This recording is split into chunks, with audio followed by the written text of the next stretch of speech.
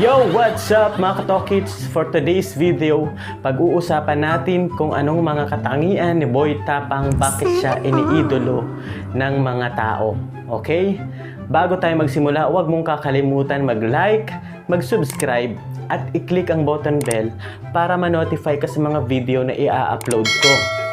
Okay? Intro muna tayo. Dapat meron ka lang ng KTT, kapal ng mukha, tibay ng loob, at tiwala sa sarili. Number 1. Pamilya. Sa pamilya nagsisimula kung anong klasing tao ka. Sa pamilya makikita kung paano ka pinalaki ng magulang mo at kung paano hinubog ang ugali mo na maging mabuting tao. Number 2. Palakaibigan. Bakit ko nasabing palakaibigan ito si Idol Boy Tapang? Makikita mo naman sa video kung paano niya tulungan ang kanyang mga kaibigan, kung paano niya hikayatin na gumawa rin ng YouTube channel para kumita, at hindi niya pinababayaan ang kanyang mga kaibigan na maiwanan sa ibaba. Kung umangat siya, tutulungan niya ito para umangat din. Ang mai-example ko dyan, si Mr. Choose TV. Siya, ikaw yung panganay dito, no? Ilan nga kayo magkapatid? 5. 5 sila magkapatid, ikaw yung panganay. O, may isa pa mga katapang, magbablog pala siya. Dahil si Mr. Choose, isang upload lang sa YouTube, humakot kaagad siya ng napakaraming subscriber dahil kay Boy Tapang. Number 3. Matulungin.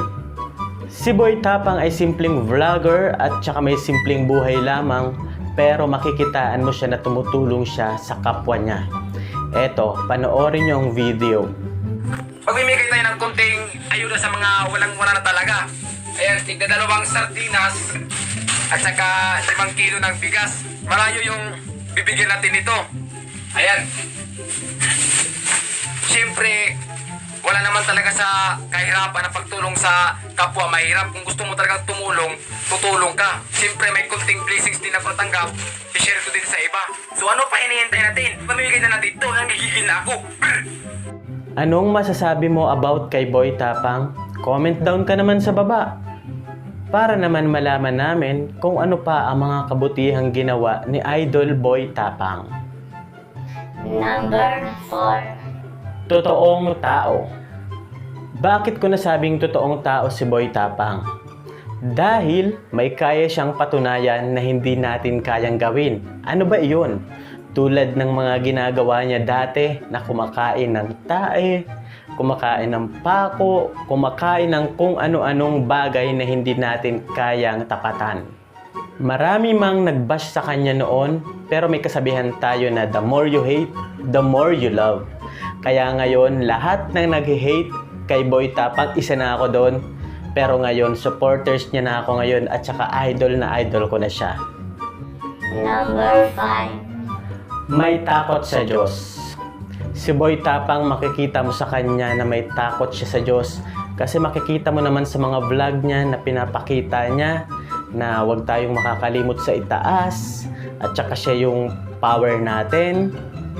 Tama yon. Sa lahat ng ginagawa natin, huwag tayong makakalimot sa itaas kay Lord in Jesus name, kasi siya ang magbibigay ng power sa atin sa lahat ng gagawin.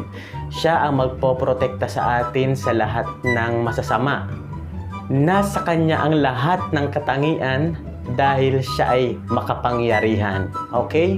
Maraming salamat sa panonood. Huwag nyo namang kakalimutan mag-like, mag-subscribe at i-click ang button bell para ma-notify ka sa mga video na i-upload ko.